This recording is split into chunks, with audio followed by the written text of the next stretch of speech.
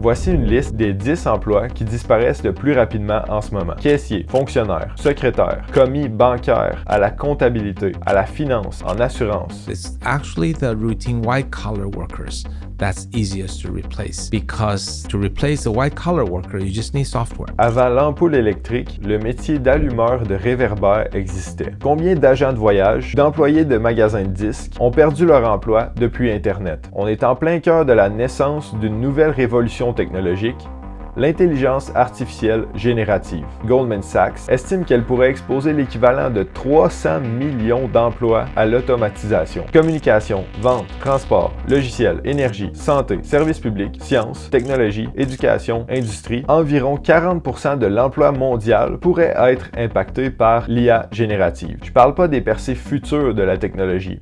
Je parle d'une technologie qui est implémentée en ce moment par plusieurs compagnies. Déjà, les gagnants de cette nouvelle révolution sont ceux qui s'adaptent. Aux États-Unis, en moyenne, les travailleurs spécialisés en IA gagnent 25% plus cher que leurs contreparties. Comment est-ce que le marché du travail évolue en ce moment? Est-ce que ton emploi est en danger? Comment peux-tu prendre avantage de cette opportunité? Avant de répondre à ces 3 questions, tu dois comprendre ce qu'est l'intelligence artificielle générative. Il y a plusieurs champs d'études différents dans le domaine de l'IA. C'est le deep learning qui a permis les avancées les plus importantes des dernières années. Voici Yann LeCun. On l'appelle souvent le parrain de l'IA ou le parrain du deep learning pour ses contributions importantes. Deep learning, c'est un ensemble de techniques pour entraîner les machines au lieu d'avoir les programmer directement. Les machines peuvent analyser des données et tirer des conclusions. Elles peuvent déceler des tendances, faire des prédictions et automatiser des tâches. Le deep learning permet aux ordinateurs de comprendre le contenu de textes, d'images, de vidéos et d'enregistrements sonores. Le potentiel énorme de l'IA générative provient de 2 capacités. Comprendre le langage que les humains utilisent pour communiquer entre eux, interagir avec les humains. La barrière communicationnelle entre les machines et les humains est en train de tomber. Les LLM qu'on entraîne, on les entraîne avec essentiellement la totalité du texte disponible publiquement sur Internet. La quantité de données est typiquement de 10 000 milliards de mots. Ça nous prendrait environ 100 000 ans à lire tout ça, à raison de 12 heures par jour. ChatGPT est un LLM. C'est un modèle entraîné à générer du langage. D'autres types de modèles sont spécialisés dans la génération d'images, de vidéos, de sons et de codes informatiques. Ces modèles sont pratiques pour 4 types de tâches. Le conseil. C'est particulièrement utile pour le service à la clientèle, les ventes, la recherche scientifique ou tout autre emploi qui demande beaucoup de connaissances techniques. La création. Ça s'applique au design de nouveaux produits, au marketing et à l'art. Le codage informatique.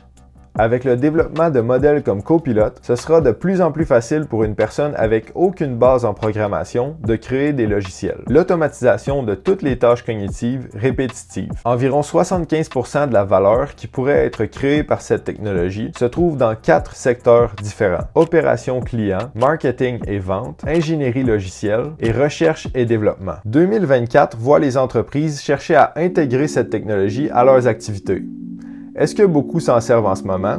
Puis, est-ce que l'adoption accélère rapidement? En ce moment, seulement 5% des compagnies utilisent régulièrement l'IA générative. Pourtant, celles qui s'en servent voient une hausse de productivité significative, comme pour n'importe quelle nouvelle technologie.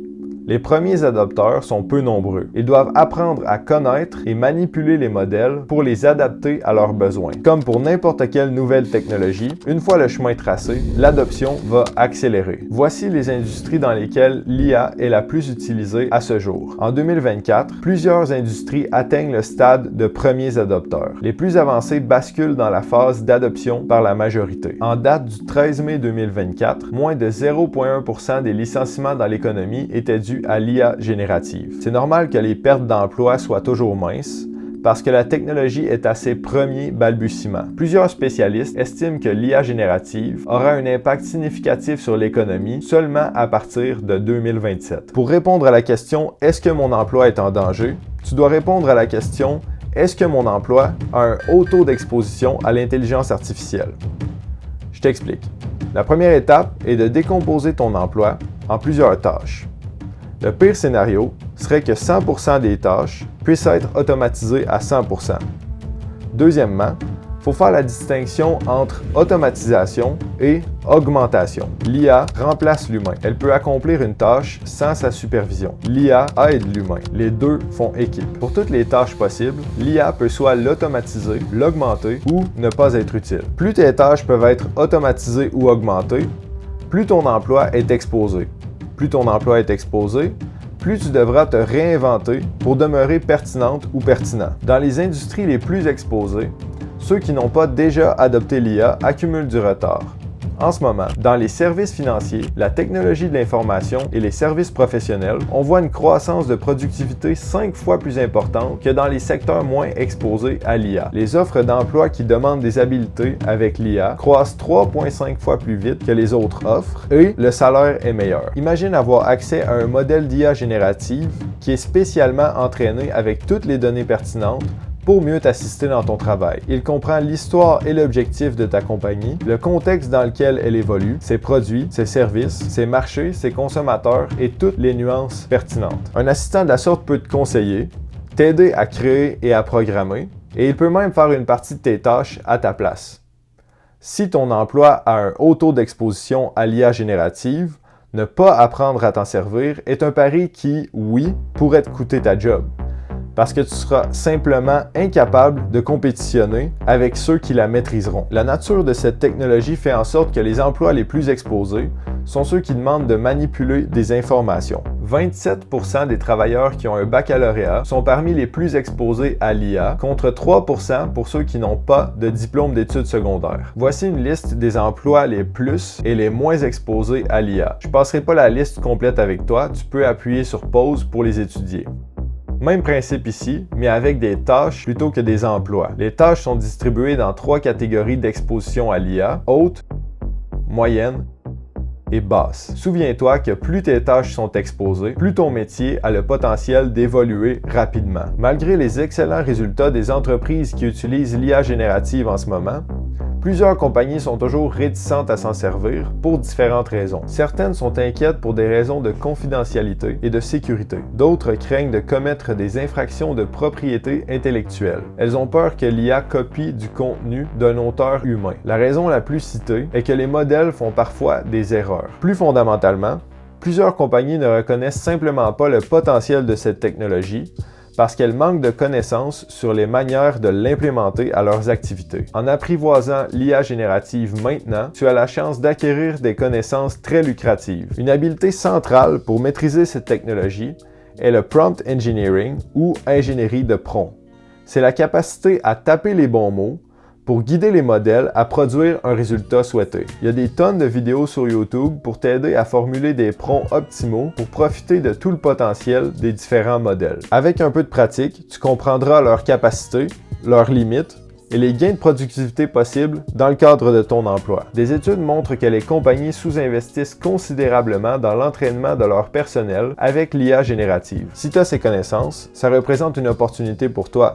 Tu pourrais accomplir de nouvelles tâches ou même complètement un nouveau rôle au sein de ton entreprise.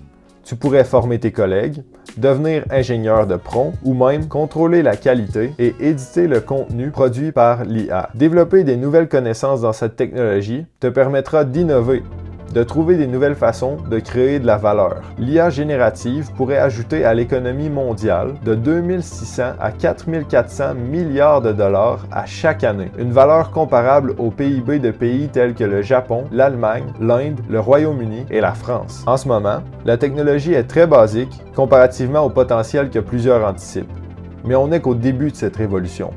Depuis peu, les investissements dans la recherche et développement de l'IA ont explosé. Assumant d'autres percées majeures dans les prochaines années, ce sera de plus en plus un défi de trouver les tâches où les humains pourront ajouter de la valeur. Des habiletés comme la pensée analytique et créative, l'adaptabilité, la motivation et la connaissance de soi seront de plus en plus précieuses.